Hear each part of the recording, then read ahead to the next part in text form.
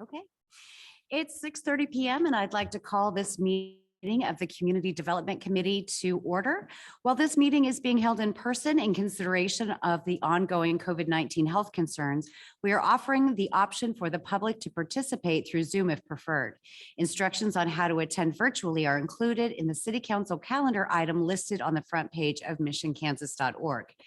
The public is also invited to participate in the meeting.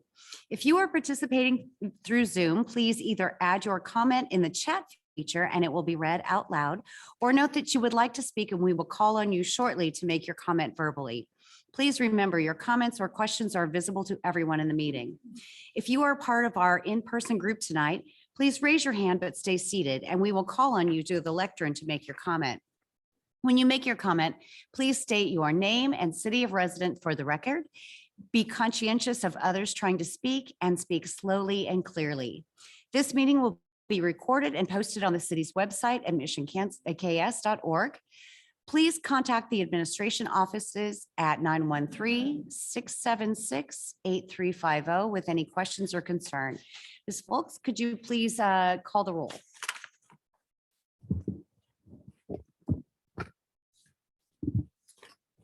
Thomas. Boltinghouse. Here. Loudon. Here. Ryard. Here. Pring. Here. Inman. Chosey. Here. He said here, but he's muted. Davis. Here. Can you hear me now? First, we have a revised agenda for this evening. Ms. Smith, will you please share the proposed agenda item changes with us?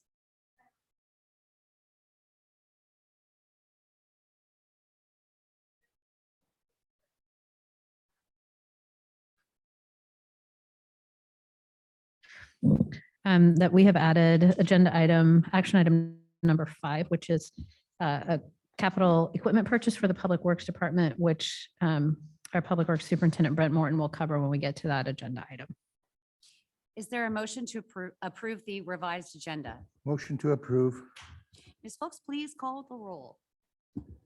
Is there a second? Oh, is there a second? Sorry. I'll second. Thank you.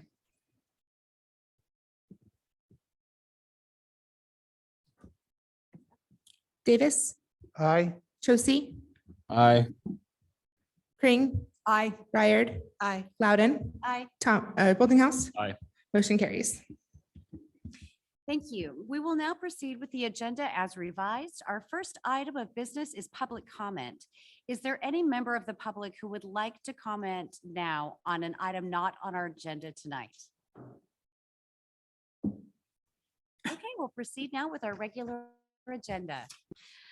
We don't have any public presentations tonight, so we will proceed to our action items. Our first action item this evening is the acceptance of the meeting minutes from Robin Folks. Thank you. Draft minutes of the December 14th, 2022 Community Development Committee meeting are included for review and acceptance in your packet. Recommend we accept.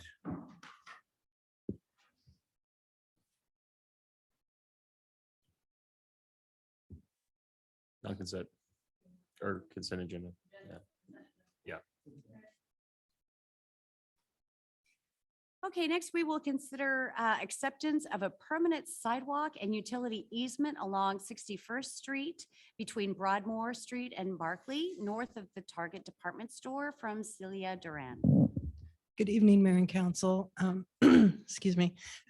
Target recently completed improvements in their parking lot for grocery pickup and landscaping. And as part of that, staff asked for them to install a sidewalk on 61st Street on the north portion of their property. And the sidewalk has been installed and we've asked them for an easement so that we can maintain it in the future. So attached is the easement, and if accepted, we'll get it recorded and then we'll be able to maintain and access it in the future. Okay, are there any questions or discussion from the committee? No? Okay, our third action item tonight will be. I recommend, make a recommendation, we take this to consent agenda. Thank you. Our third action item tonight will be a consideration of Mid-America Regional Council's Planning Sustainable Places Program Agreement from Carrie Miller. Thank you. I'm really excited to bring this to you today. It's a really cool project that I think everybody's going to be really happy about. So I wanted to just give you a rundown on the project itself and the program. So this is Mid-America Regional Council's Planning Sustainable Places, or PSP grant program. It's federal funding for disbursement to jurisdictions under Mark's region. And the program was initiated in 2013.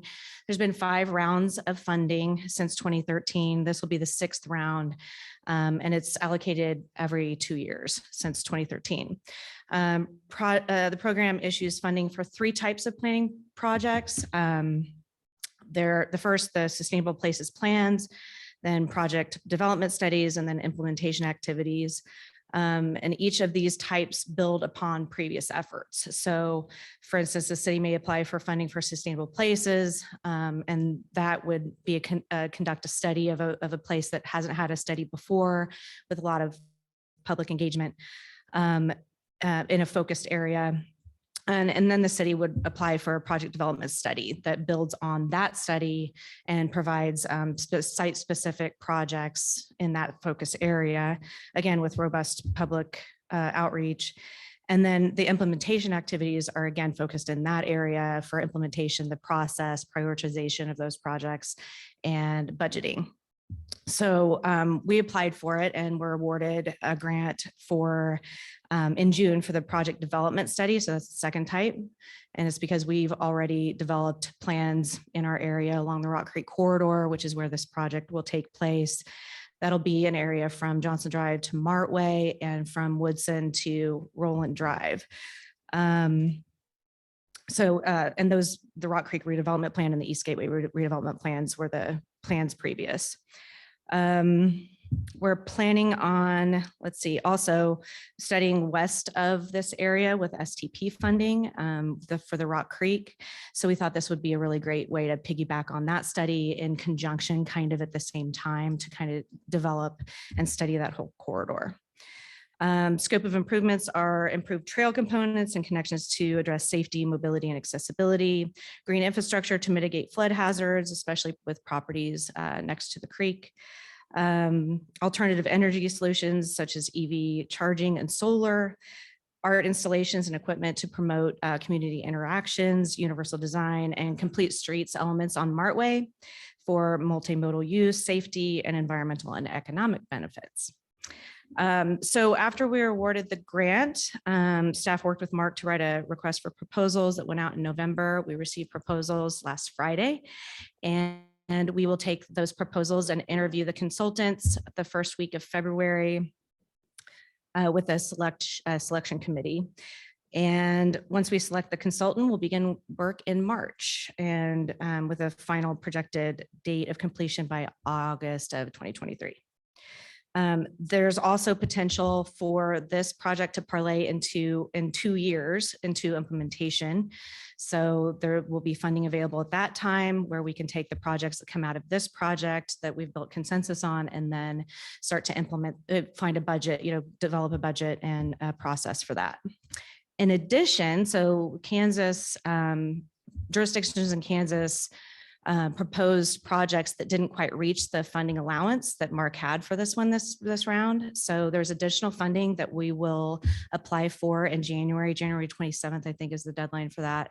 And we'll apply for additional funding at that time for up to 150,000 max.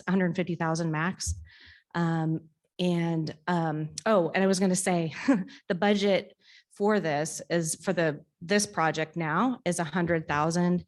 We have a 20% match, so we're providing 20% with this sponsorship agreement that's under consideration. So again, with that next round here in 2023 for the additional funding, that would also require 20% match. So we can go up to 150,000 on the grant for that. And I think that's all I have. If you have any questions, I'm open. Any questions? No?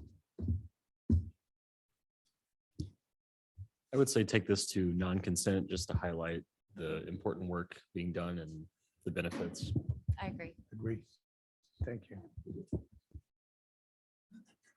Okay, our next action item tonight will be consideration of the final design for Waterworks Park improvements for alimony. Good evening, Mayor and Council. In October 2022, the council approved the 2023 to 2027 capital improvement program, which included a project to be completed at Waterworks Park, which included a pavilion shelter as well as restrooms in conformance with the conceptual designs that have been under public review, as well as council and Parks Recreation and Tree Commission review over the last better part of 2 years. So the next steps in the construction process involves completing a final design and developing construction documents for bidding. Those construction documents will have plans and detailed specifications that'll outline construction work like engineering, utility placement, and review, along with an updated estimate of costs. So the Waterworks Park Final Design RFQ was initially distributed November 10th with responses due by December 8th. We had 3 firms that were responsive by that deadline, and then 1 firm opted out. SMH submitted a bid for $242,250. Stantec submitted a bid for $142,000, and Confluence submitted a bid for $163,075. Emily Randall and myself sat in on interviews with each of the 3 firms and scored them based off of their qualifications, experience, their team, organization, and capabilities, project and schedule approach, responsiveness to the scope of the bid, as well as the cost.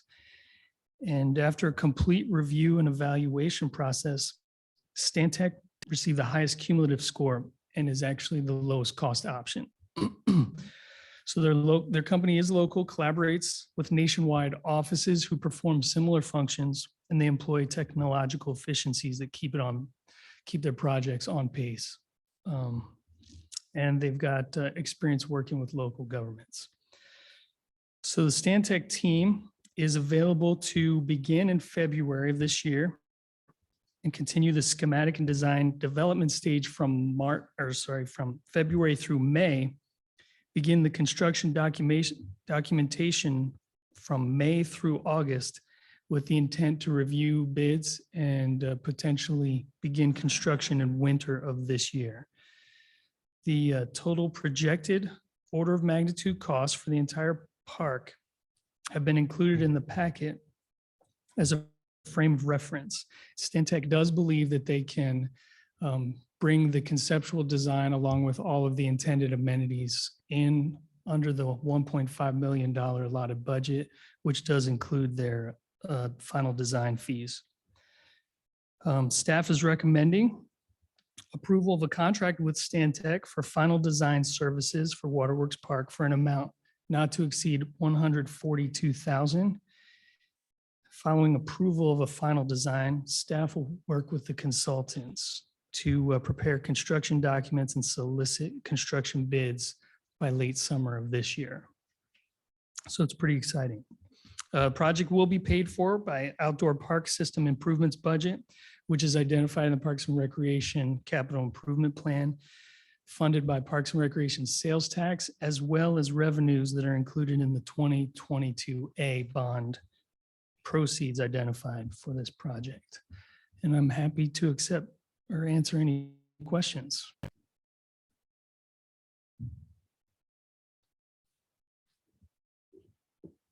Can you remind us who did the design for Mohawk? Confluence did all of the conceptual designs for each of the 5 major parks. Okay, so, And SFS Architects did the final design and construction bid package for that park. Yeah, okay, thank you. you're welcome. Any other questions? Trent? So how much will, if we go with Stantec, how much will they be incorporating the work that Confluence has already done on the Waterworks site? Great questions. We actually asked that as part of the interview process. We have a lot of buy-in and support for the conceptual layout of amenities at Waterworks Park. And so we're going to lean pretty heavily on getting that delivered to the city of Mission. So they know and have underscored our feelings and felt like they were validating the fact that we want to deliver that, if at all possible, barring any, major issues. And they're going to do everything in their power to not rewrite the conceptual design or deliver anything too contrary.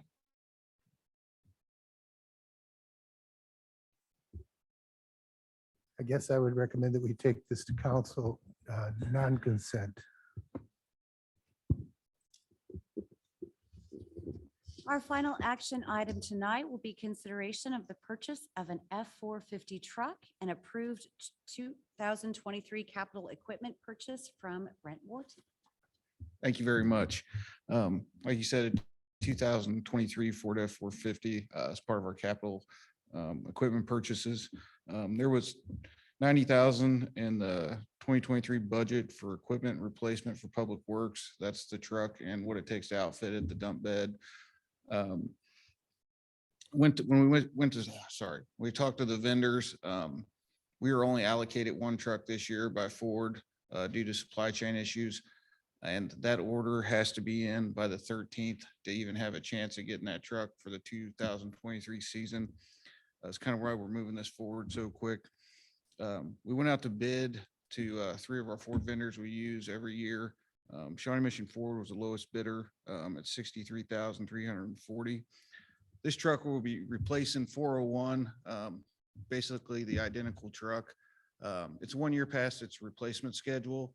And as of this truck getting replaced, all Public Works equipment is back on their rotation schedule from 2008. So we finally got all our equipment caught up and everything's where it's supposed to be. So that's pretty good news. The budget to replace this truck was 90,000, and that's the equipment that will come at a later meeting. It's just trying to get this moved forward so we can actually get the equipment this year. If council comes to a consensus tonight, Laura, our city administrator, will sign the purchase order, and then we'll ratify that at the council meeting on January 18th. Also, we recommend, as with most of our equipment, it gets auctioned off, and then those proceeds go back into the equipment replacement fund. Be happy to answer any questions. Recommend that we take this to council consent. Thank you.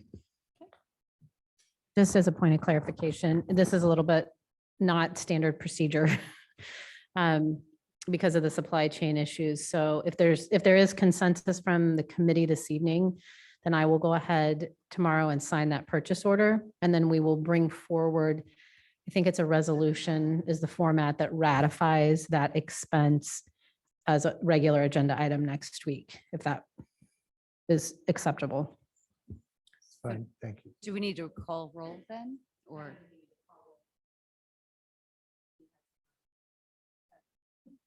Okay.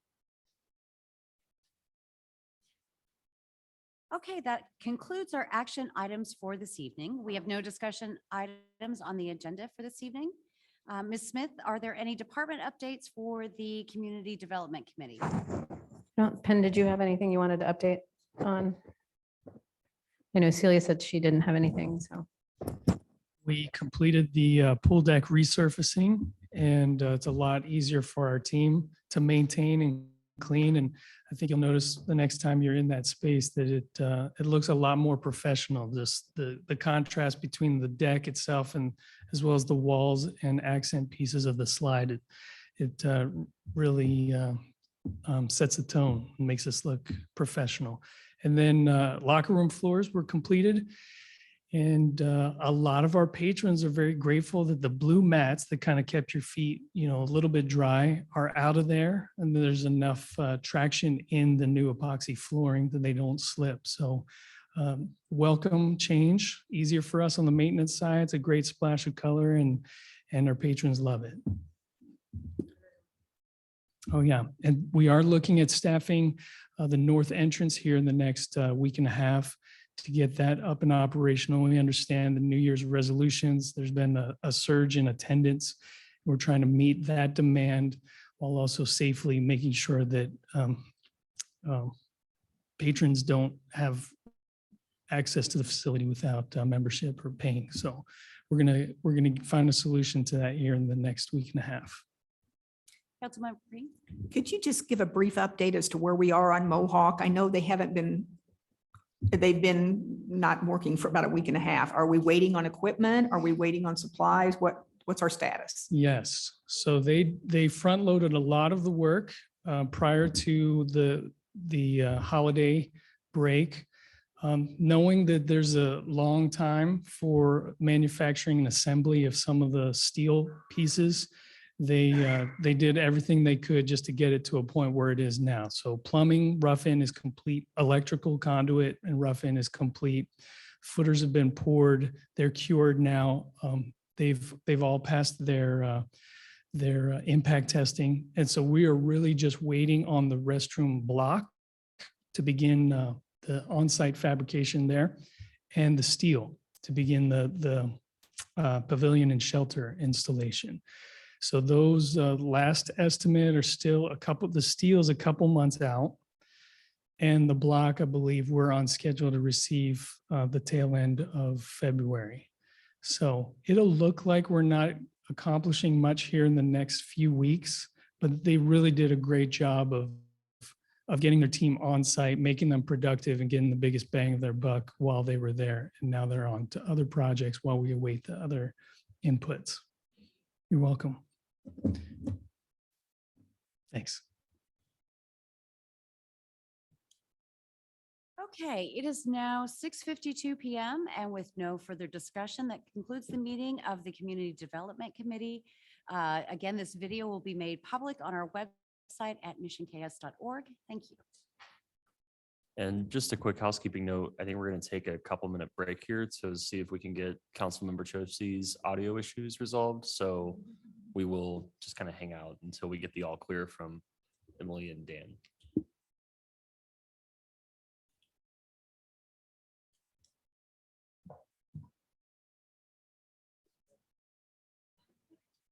Test, test, test.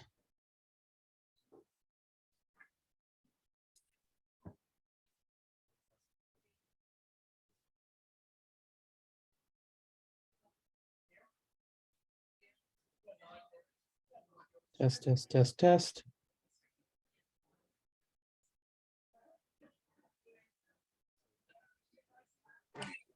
Testing. I can hear you. Then we can hear you. It's just not coming across the speakers. So we're trying to figure out why. Okay, yeah, that's what Emily was saying.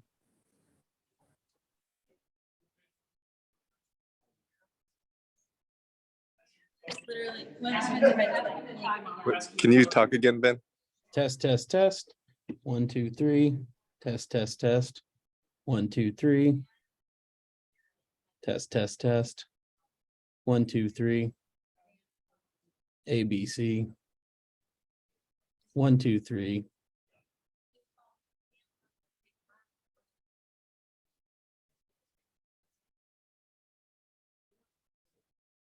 Test, test, test, test. We can hear you now, Ben. Okay, great.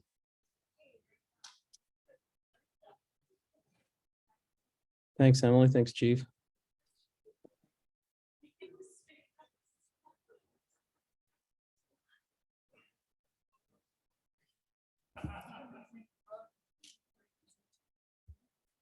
Oh, Ken, I think we'll go ahead and get started. Echo.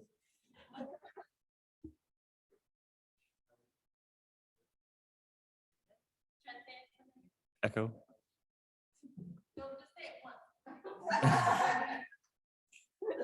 Bueller.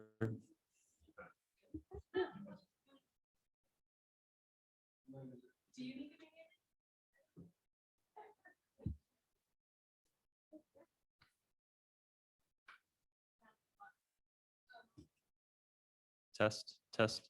Okay, I think that did it.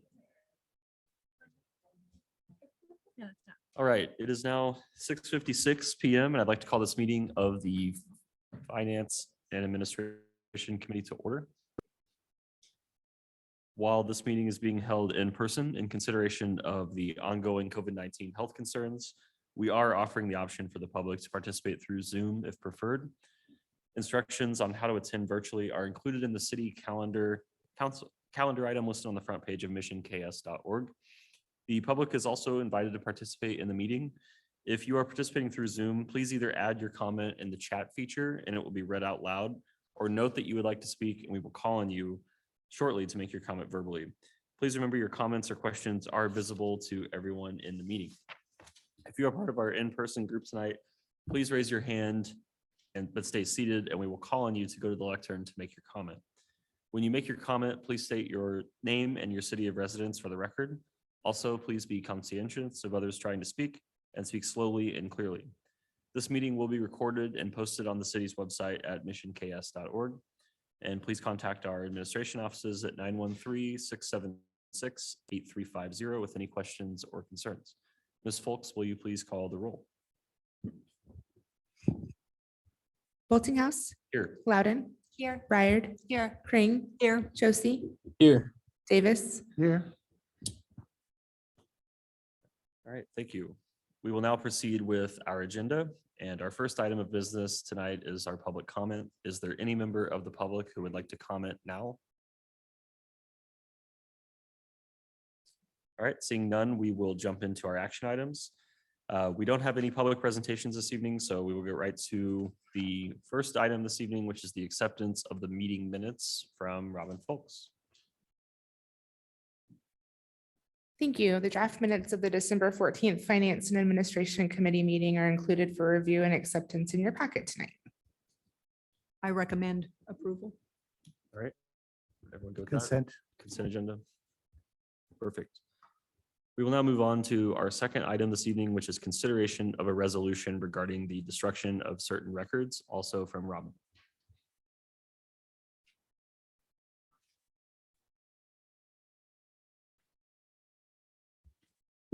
Thank you. Every year, council approves a resolution authorizing the destruction of certain records for the city. So this resolution that's included in your packet will update what records can be destroyed during 2023.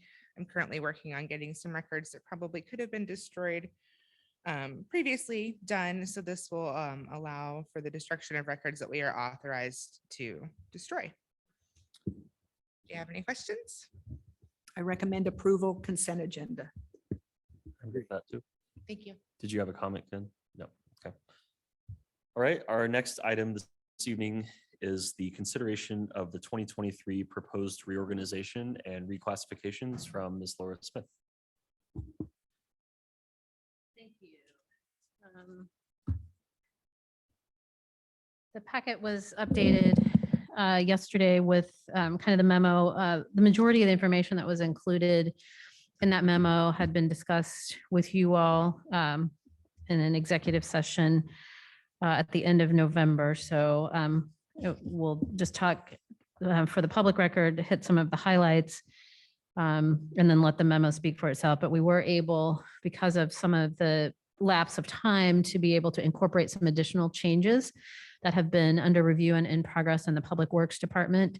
So I'll look forward to sharing that with you this evening. But as we've talked about over the last year, and more specifically, as we went through the 2023 budget process, we've taken time to evaluate the current organizational structure in an effort to ensure we are sort of best positioned for long-term success. I've had conversations individually with you as council members, collectively as a group, as well as with members of our leadership team about succession planning in particular, and wanting to make sure that we are being proactive and thoughtful as we think about putting plans in place to ensure the long-term success of the organization.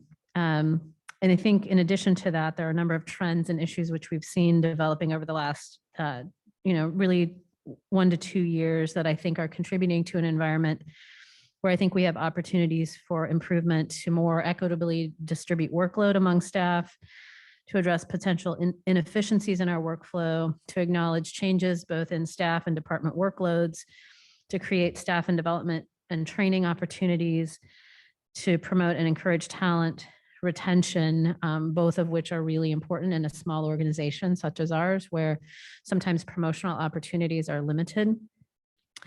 And also to be able to provide clearer expectations and increase the likelihood of hiring the right candidates when recruiting. We know also in this current labor market and environment that we see a tremendous number of applications for our positions. It's very competitive. And we want to make sure that as we are interviewing and hiring, we're able to very clearly communicate the job that we have available. So we've worked really hard to look at kind of grounding the recommendations that are before you this evening in specific performance goals and objectives. And I think they provide both immediate and short-term benefits as well as benefits for that long-term succession planning and employee development. So the specific recommendations that we'll cover this evening impact primarily the Community Development Administration and Public Works Department. But as you know, we are in process with the feasibility study for the community center. We do anticipate that as those recommendations come forward, we hope in the very near future that there will be some additional staffing and reorganization considerations that we'll bring forward. And I know I've also been in conversation with the chief about succession planning and structural issues within the police department as well. So while the focus at this time is primarily those three departments, we do anticipate that there'll be some additional recommendations coming forward in the first quarter of 2023. So really, as we've talked about before, we've made structural decisions over the last 6 or 8 years based on workloads, on staff that have been hired, and what seemed to make sense at the time. And that had been working fairly well until really the last couple of years when the fire hose, as I like to refer to it, in terms of development and redevelopment activity in the community has really been turned on full force. And we don't see that slowing down at any time in the future. In addition to just the number of applications, interest, whether that's people coming in and kicking tires or actually submitting formal proposals. There were also a number of items in the 2023 budget, which impact the Community Development Department. And that included kind of the finalizing and getting through the update to our comp plan, selecting and implementing building permitting and code enforcement software, coordinating a comprehensive review and update of the city's zoning codes, formalizing our development review processes and procedures to facilitate ease and efficiency with applicants and among our internal staff, and then evaluating opportunities to update building codes, particularly the energy code, outside of kind of that historical 6-year review cycle that has been used throughout the metropolitan region. So in order to be able to accomplish that, we need to realign some of the responsibilities that have landed with our Deputy City Administrator / Finance Director, Brian Scott, over the last several years. And so the recommendation as it impacts community development would be to reclassify that position as Deputy City Administrator for Planning and Development Services, with the finance responsibilities transitioning to a new position, which we'll discuss in just a moment. The Deputy City Administrator's position would supervise the following staff positions: City Planner, Building Official, and Community Development Coordinator, which are the positions currently supervised, and would maintain oversight responsibilities for the entire Community Development Department staff, which, when we add the building inspector in the 2023 budget, will total 6 employees. We are still sort of working through all the nuances of how that will transition, but definitely this position will continue to have a really integral and primary role in reviewing and discussing requests for public incentives as it relates to the proposed development and redevelopment projects. That's been a critical function and contribution over the years, and that's an important piece that we want to maintain. Additionally, or kind of alongside that, finance responsibilities are currently shared among several positions in the organization, including my position, the Deputy City Administrator, the Accounting Manager, and the Accountant, as well as other department directors and inputting their budgets.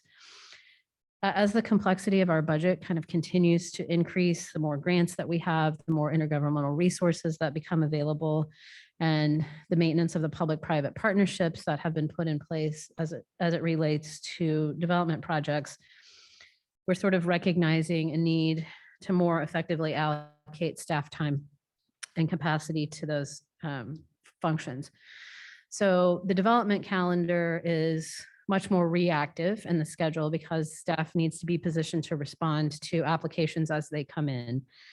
Unlike the development projects, the finance calendar is a little bit more predictable and manageable with heavy periods during sort of March through August or September as we put the annual budget together. And then again, really November and April as we look at the annual audit process.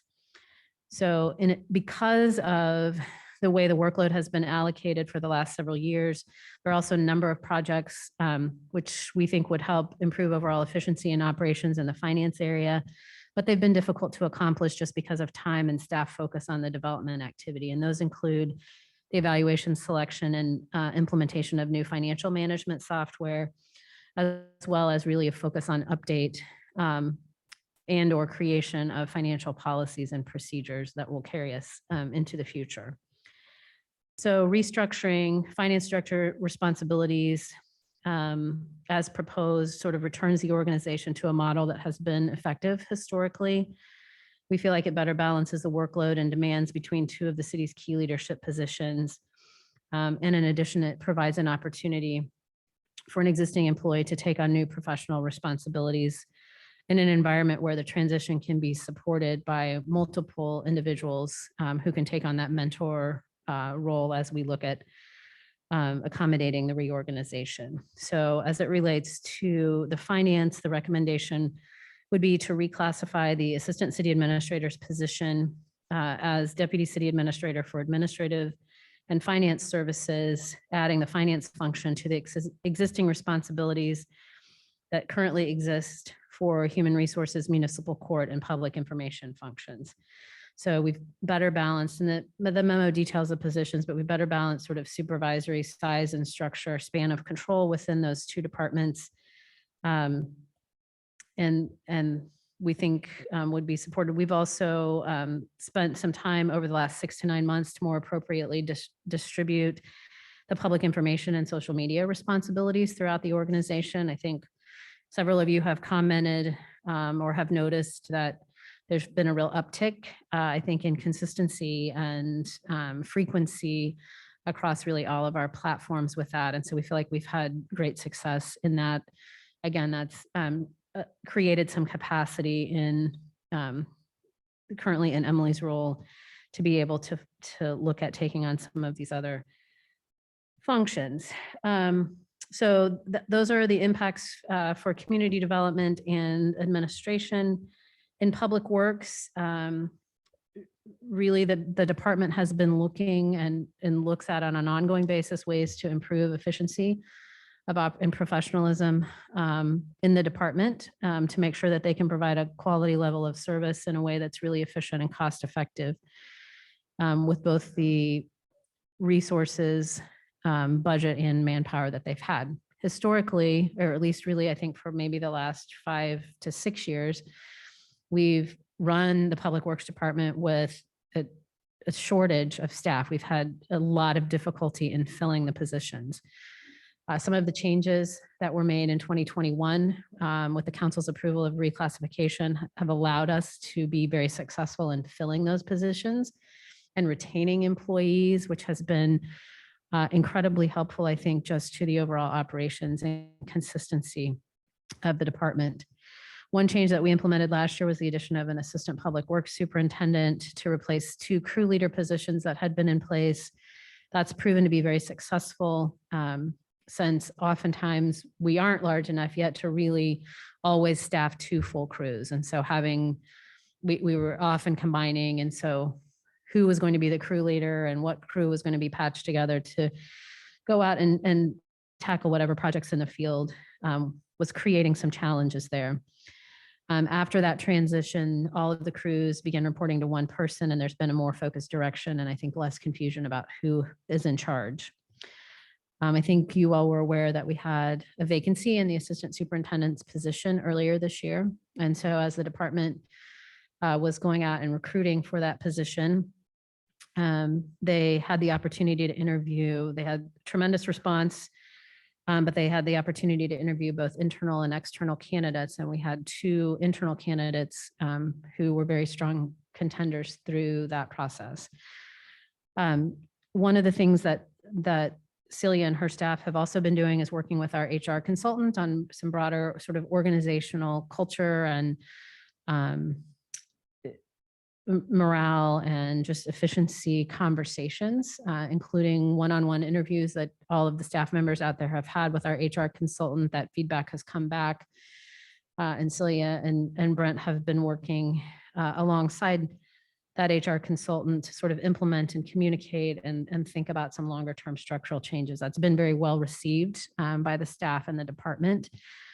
And we feel like this recommendation as a part of that, and then getting through that interview process, Celia brought forward a recommendation to not only fill the Assistant Public Works Superintendent's position, but to create at the same time a lead maintenance workers position that would really further enhance the department's work and increase that level of service and employee retention. That would also allow the assistant superintendent to have more time in the office.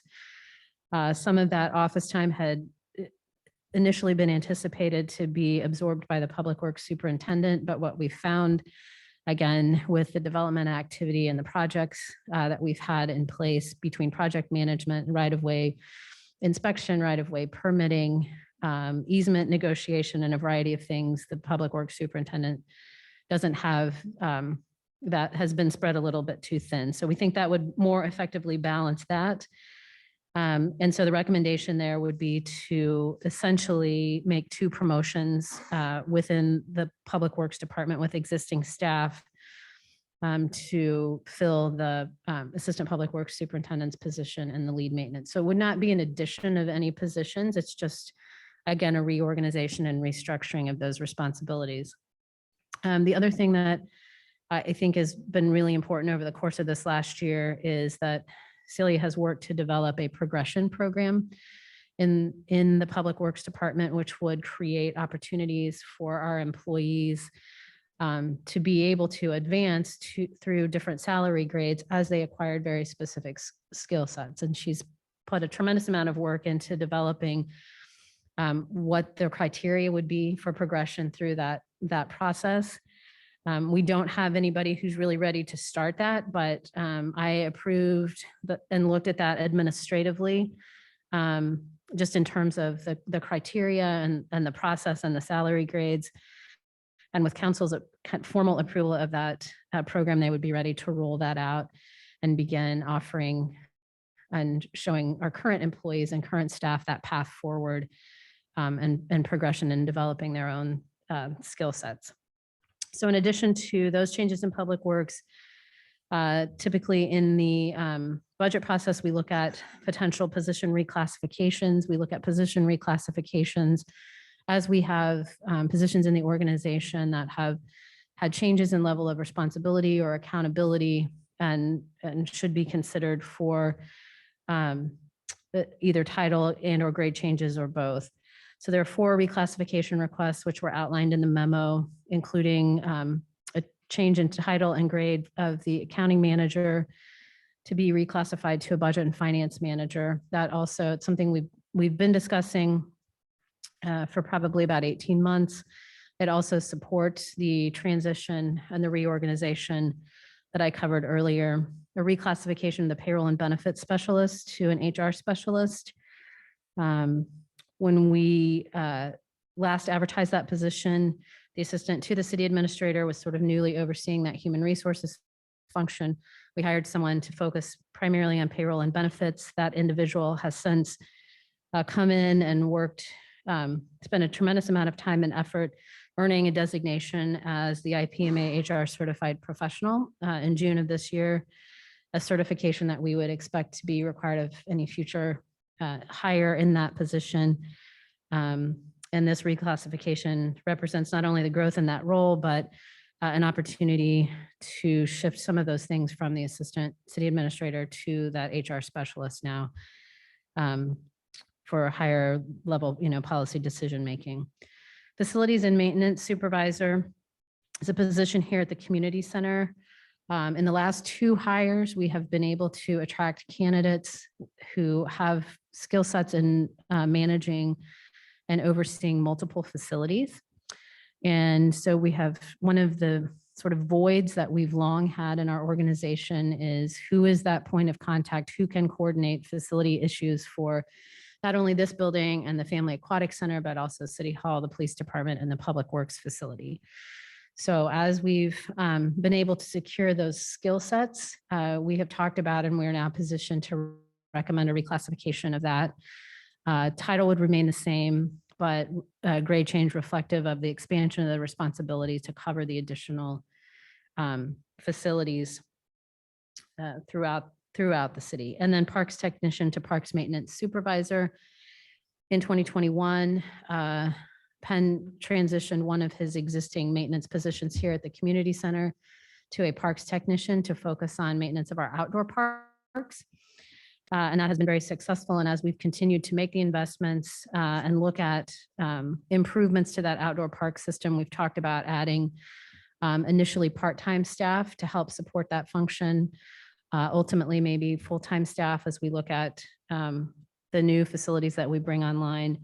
So it's a recommendation of a grade and a title change for that position, just reflective of the additional responsibility, particularly the supervisory authority that would be taken on. So one of the things that we look at in any recommendation for reorganization or reclassifications is an evaluation of the budgetary and financial impacts.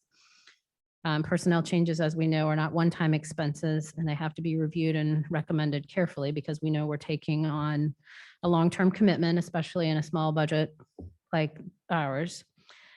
For all of the reorganization, promotion, and public works and the reclassifications that were included in the memo, there's an anticipated annual budget impact for 2023 of $31,368, split roughly 27,000 of that salary impact and about 4,200 of that in terms of benefit impact. So we feel like that's a very manageable expense in order to be able to rebalance and restructure and meet those objectives. So I think that the changes that we've proposed, we hope thoughtfully and carefully realign the duties and responsibilities while also respecting the budgetary limits and doesn't result in an unreasonable shift of responsibilities or expectations from one position to another. That's one thing that we're really trying to focus on is just sort of mental health and well-being of some folks who've had too much on their plates for too long. So be happy to stop there, answer any questions. I had hoped at this time and will be coming forward in this first quarter, a larger analysis and recommendations related to restructuring of our entire sort of salary structure and salary grades. That continues to be, I think, a challenging effort as we watch communities around us continue to try to keep up with the Joneses, if you will, or the Smiths, I should probably say, and particularly in the law enforcement area. So we'll be evaluating that again, looking at that in the context of our overall budget and bringing back those recommendations. And then again, those that come forward through the community center feasibility study here later in the first quarter of this year. So happy to answer any questions. Yeah, Ken. What's the impact in terms of space? I know we've talked about space before, space demands. What has been your thought about how we're going to address those issues? Well, I think we've really, space tends to be one of the limiting factors, as you all know. I mean, even if we had the ability in the budget to add some of the positions we talked about, space becomes definitely a factor. I think we still have some challenges. We've got some thoughts we're kind of working through and what happens when we add this building inspector's position that was approved in the budget. But I think also my hope is that in this next year that I can turn more time and attention to what do we do on the longer term with that. I think the mayor and I've had some conversations about other office vacancies in buildings throughout the community, whether that be lease space or the opportunity to purchase. That would allow us to sort of relocate probably the administrative functions. So I think it's time, and I think the market is probably really ripe for us to be able to engage in those conversations through the next budget cycle. With our senior accountant leaving, do we have a plan for a backfill behind her, and who will do the work in the interim of filling that job? And there'll be about 4 of us who have been meeting over the course of the last couple of weeks and working through a transition plan. So there's been that accounting manager has done a phenomenal job during her tenure here of documenting processes and procedures, as well as training our accountant. And so it's a much different world than when I was trying to spin all of those plates several years ago, thank goodness. So that's not to say that there are not going to be some challenges, and it won't be quite the transition that we anticipated, a month or so ago. But I think Emily and Brian would tell you, we're about eyeball deep in working through that. And they've done, Debbie and Joanna have worked diligently this week to get, and are working to close out this current or the 2022 fiscal year, which is a big piece of that. So I think that we have the benefit of folks although it's been a while since I've touched some pieces of that, and same for Brian, we have. So it's not completely foreign to any of us, but and then we anticipate posting that position the first of next week. And I think we'll see a good response to that. And our hope would be to just move quickly to get that filled. Thank you.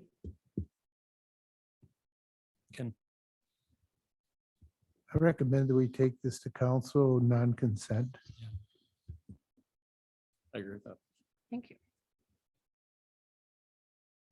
Okay, our next item is with Dan Madden. It's a consideration for an award contract for installation of a police department radio repeater. Good evening. For many years, the police department has suffered some reception degradation in our facility. It kind of tends to line up with the transition to the different wavelengths that the FCC attached to law enforcement. As in talking to our radio vendor, that's occurred in several other facilities throughout the county. Several other police departments have had the same issue and have had to install similar equipment.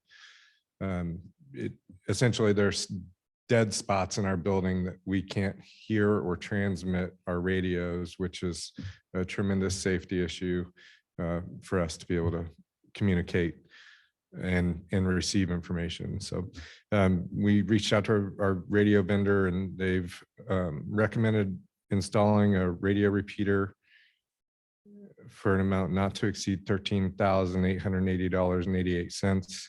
And those funds, if approved, would be spent from the Special Law Enforcement Trust Fund, which is where our asset forfeitures go.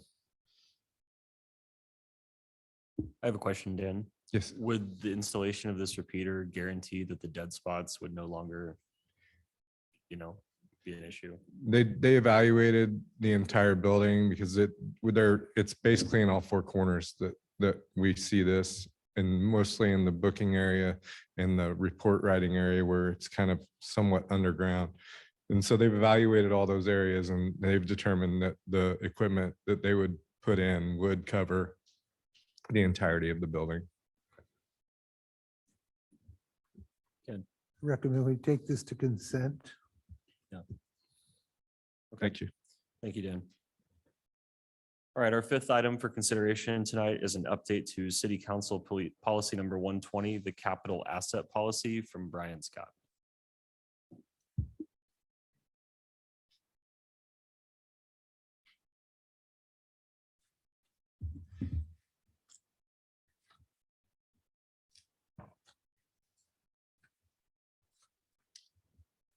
Okay, this is kind of apropos.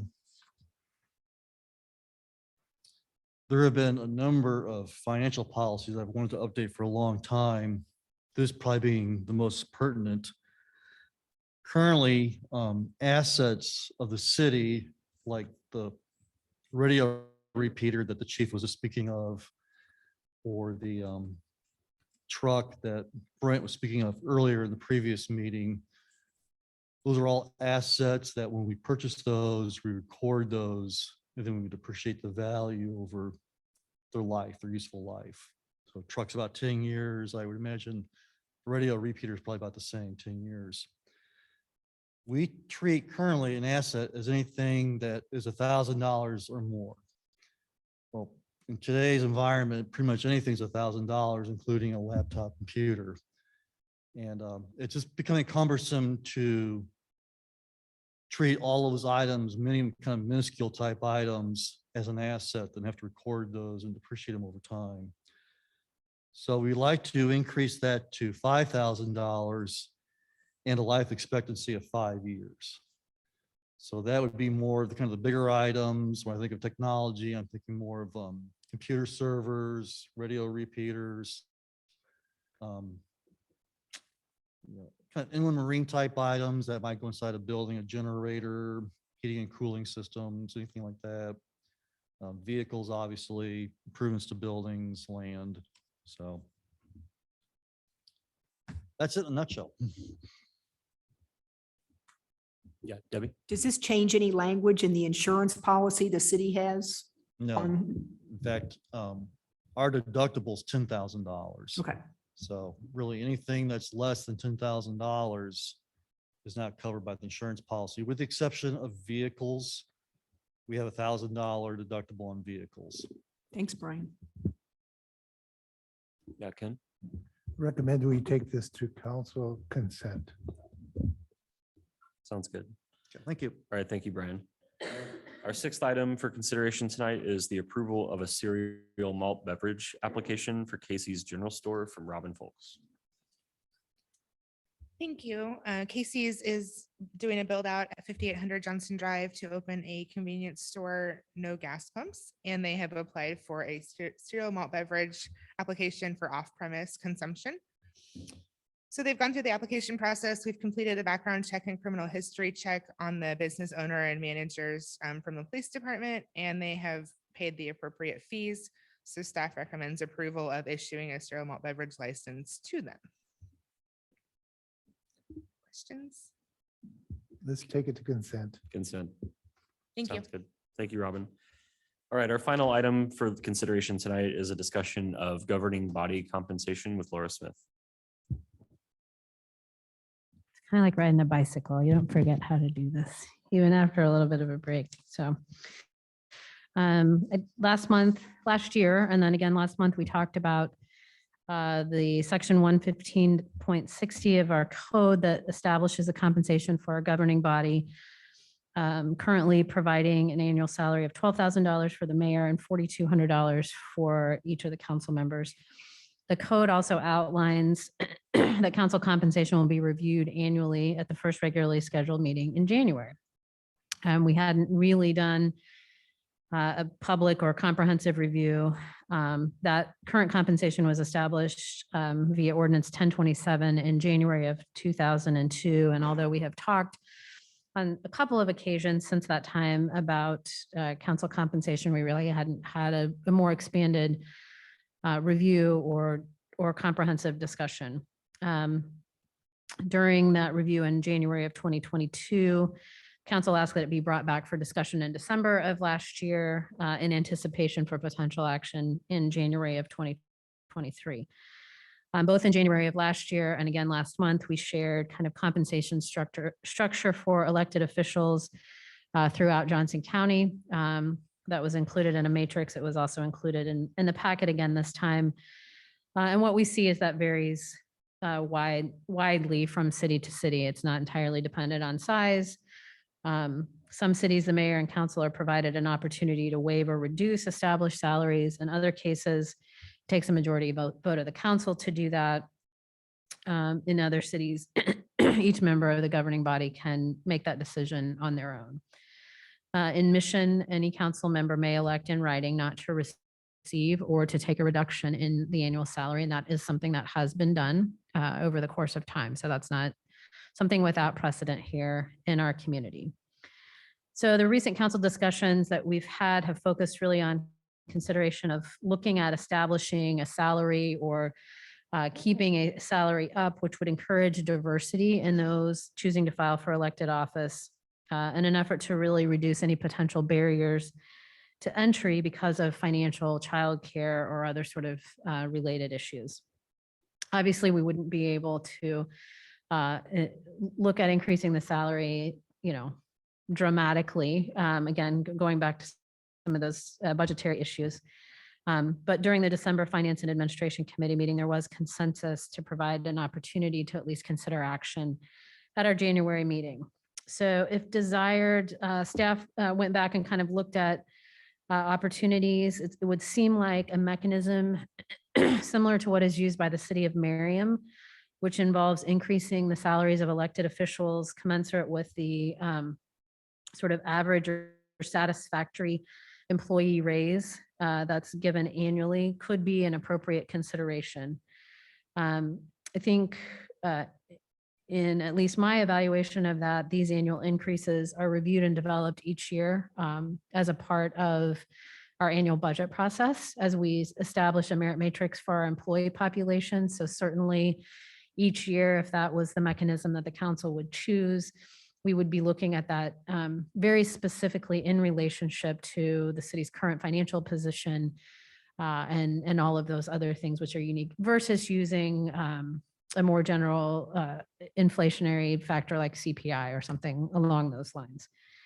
So if, just as an example, if this approach were to be adopted, the 2022 increase would be 6%, which would bring the council salaries to $4,452 annually and the mayor's salary to $12,720. So again, very incremental in terms of the increases. And you can kind of see that, and we've talked about this before, the average increase for the employees over the last 5 years, 2022 has been our high point. So you can kind of see that fluctuation and maybe what those increases would have been if this philosophy or approach had been in place for council and elected compensation. So happy to facilitate any additional discussion if this or another approach is determined to be what's preferred.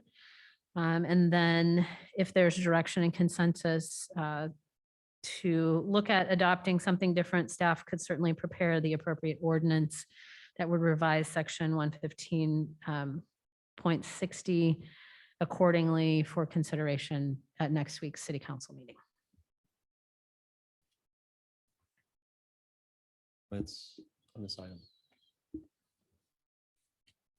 I would just say initially, I was not for an increase because I think our constituents are paying between property taxes and things, they're taxed. But the actual amount that you're recommending is only $21 additional a month. And that's before taxes. So I'm very comfortable with moving to that. Yeah, my perspective is it's always kind of awkward for the governing body to discuss compensation increases, but in the absence of sort of a formal plan, it just seems like it's been kind of routinely ad hoc. We've gone 20 years without changing it before. It's probably to the benefit of not only this council, but future councils to at least put a policy in place to sort of have some sort of, expectation or at least a proposal to how it would look for future. Yeah, and that's not to say you can't reevaluate it, next year or 2 years down the road, but I think you're right. I think having something that more specifically either communicates a methodology or an approach is probably helpful in guiding future discussions. Yeah. And to Councilmember Creeding's point, it's such a small amount that I think it's, probably not something that would generate a lot of interest anyway outside of this table. So I'd be willing to take it to council non-consent with the proposal that you've indicated, Laura. Okay, we'll get the ordinance prepared then for next week. Is there somebody other than the chair who would like to recommend that move forward? Just typically that's. So recommended. Okay, thank you. All right, that concludes our action items. We will now, we don't have any discussion items, but we will move into department updates. Are there any department updates tonight for the FNA committee? I know Laura? the chief had some. Brian, did you have anything else you wanted to add? No, okay. Okay.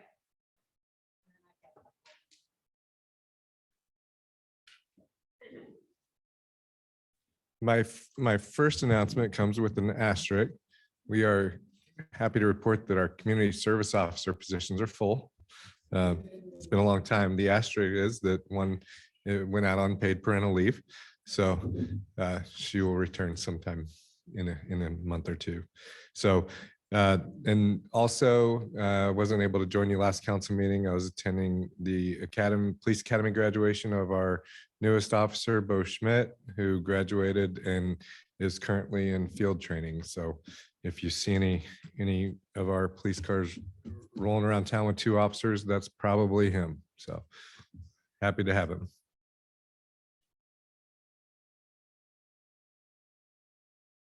All right, I have just a couple of things. Just a reminder that we had kind of taken an informal survey a couple of months ago about returning to City Hall for our meetings. And I think tentatively we are still on track to do that in February, starting with our February 1st committee meetings. Next week, we do have our regular city council meeting here at the community center. There will be the items that will appear as unfinished business that came forward or coming forward from the special city council meeting on November 21st relative to the Mission Gateway. You'll have a packet. So if it's been a month and we've forgotten, or a little bit more than a month, but that's coming forward. There will be a packet that will be distributed on Friday with information. And then I'm happy, both myself and or Mr. Heaven are happy to make ourselves available for individual meetings between now and Wednesday, if anybody would like to do that. And then finally, and we will have a couple of other new business items. So there'll be some different things. We talked about the ratification of the expense for the truck. We'll have the ordinance for the council compensation, which will be in Friday's packet as well. And then there's at least one housekeeping item in designating a new city treasurer with the departure of our accounting manager was also our city treasurer. And that's something that we just need to do by resolution. There will be some other items that come forward, we believe, for council action, either in February or potentially when we get that position replaced, related to authorizations for access to the municipal investment pool and various bank accounts. But we've got everything but the city treasurer covered up to this point. So you're going to see a few of those things. And really last but not least, I just want to say thank you, if I can get through it, to you all as a council and to the staff for giving me the opportunity to be gone for the last 5 weeks. Been a difficult journey for many reasons, but knowing that I had your support and knowing that you have the most capable, competent leadership team allowed me the opportunity to really be able to focus on my family. And I'm wandering around still a little bit in a fog. It's very surreal to be back and a little bit overwhelming. So if I look like a deer in the headlights for the next couple of weeks, forgive me. But I'm excited to be back. We have a lot of great things that are coming at us in this next year. And I look forward to just being back and being a part of this exceptional team. So I appreciate all of the things that were, including the distance and the no emails and no text messages. It was important, and I appreciate that. So thank you. We're very glad to have you back. Debbie. Do we have another scheduled date for the council retreat? I need to send something out. The mayor and I were just talking about that yesterday in terms of what we think we might need or want in terms of, I think we want a retreat and I think we want a facilitator, but I think we want potentially a little bit different type of facilitation depending on kind of what issues and things that we want to cover. We also had tentatively planned to do the work session on January 25th, but that's also ended up being the local government day. We had some other conflicts. We were going to talk about economic development. So we need to get that rescheduled. So that will be, I've come back this week and plunged into trying to get ready to tackle the action that will happen next week on the Gateway project. And then we'll very quickly get our attention turned to getting calendars aligned. All right. Any other final comments from the body before we conclude? I just want to comment. I think the staff's done an amazing job, and it's your mentorship, I think, Laura, that's driven the pathway in this city. And I think the people that have responded phenomenally, and we just have the best staff ever. I mean, I'd put them up against any city in the country. They're just the best. They respond quickly, they respond accurately, they're kind, they're thoughtful, and they're very bright. So I appreciate everybody and what they do. Thanks. Agree. Well said. All right, it is now 7:41 PM, and with no further discussion, that concludes this meeting of the Finance and Administration Committee. Again, this video will be made public on the website at missionks.org. Thank you very much. Travel safely, Ben.